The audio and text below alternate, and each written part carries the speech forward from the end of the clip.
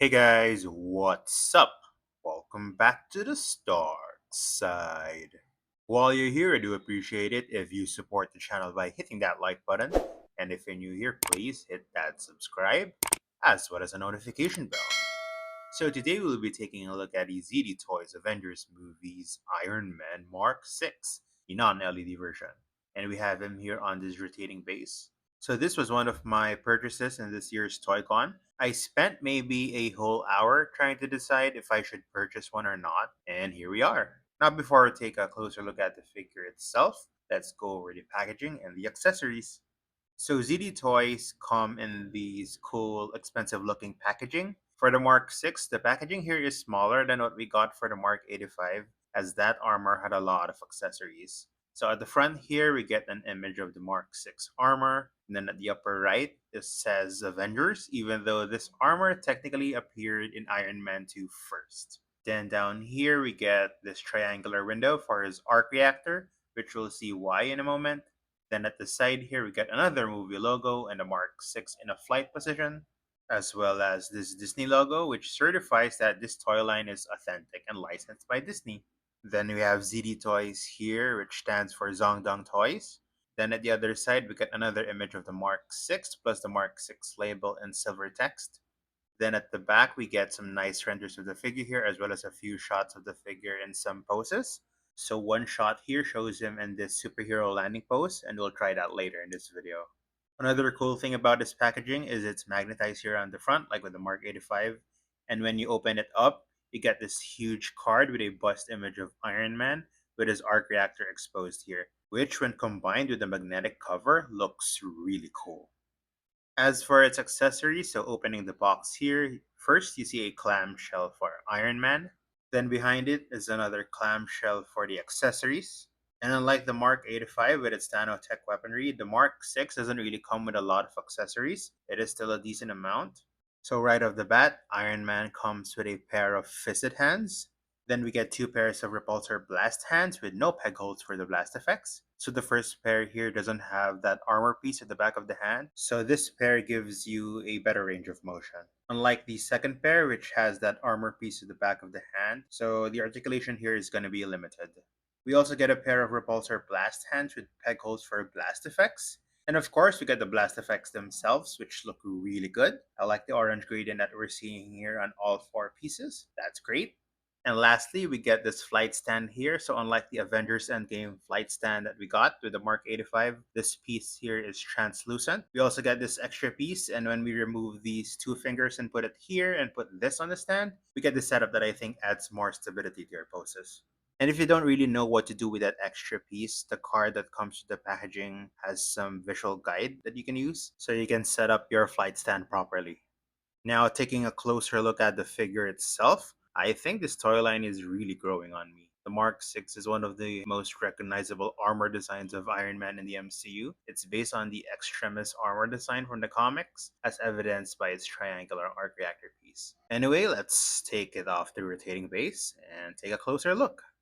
First things first, looking at the head sculpt here, I think this looks amazing. I like the hot rod red that we're getting here. I think it's film accurate. I like how the gold looks too. It's not too flat, it's not too glossy, it's just right. We also get small details painted here like these screw marks at the top, so that's cool. We also get some dark gray paint in the lining here, which we'll notice is consistent with the rest of the figure. Unlike the head sculpt, the rest of the figure looks awesome. The level of detail that ZD Toys gave us is so much better than what we get with Hasbro's Marvel Legends Iron Man figures. Don't get me wrong, I still love Hasbro's Marvel Legends figures, especially the latest Iron Man releases that they put out, like the Mark III from the Infinity Saga line. But just seeing the higher level of detail and the metallic paint job that ZD Toys gives its Iron Man figures, I mean, look at this figure. This just looks so magnificent. Now, more on the sculpt, you don't see any marbling here on the figure, which is good. And like I mentioned earlier, the dark gray paint on the lines here is pretty much consistent. I did notice a few of these painted lines were a bit off target, like here at the back. These lines should be up here instead. It's not really noticeable, but just something that I think I should mention. Also, at the back here, we get some added details into sculpt. So these two flaps here are articulated. So when you lift these up, You get some sculpted wiring here with gunmetal gray paint apps, and this looks really good. I like this a lot.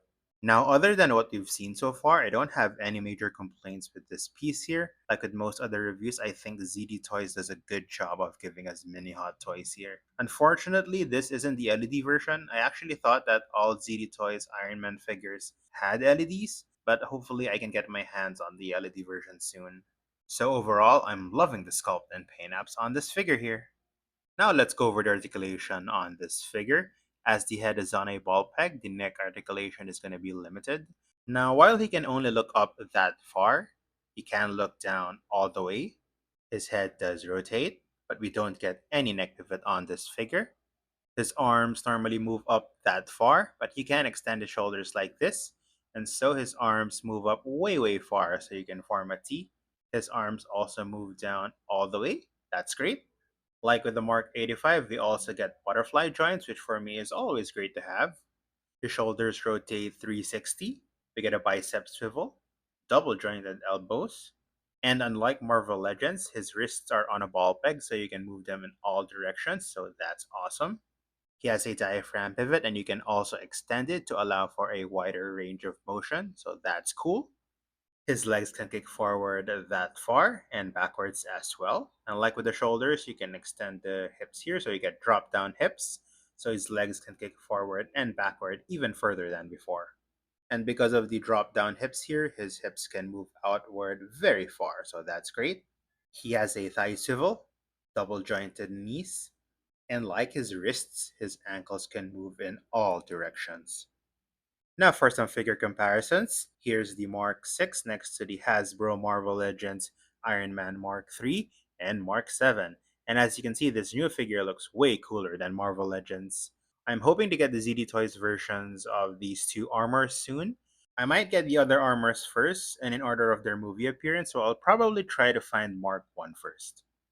And here's the Mark 6 next to the Marvel Legends Age of Ultron Hulk and the Dark World Thor. Now, back in my Mark 85 review, I did try to justify that the ZD Toys Iron Man height is okay with Marvel Legends. And looking at the three figures here, I'm gonna stand by what I said.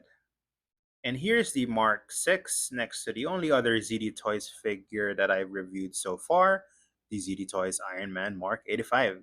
As the Mark 85 was made to be sleeker and more form-fitting for Tony Stark, it is going to be slightly shorter than the bulky Mark 6 armor.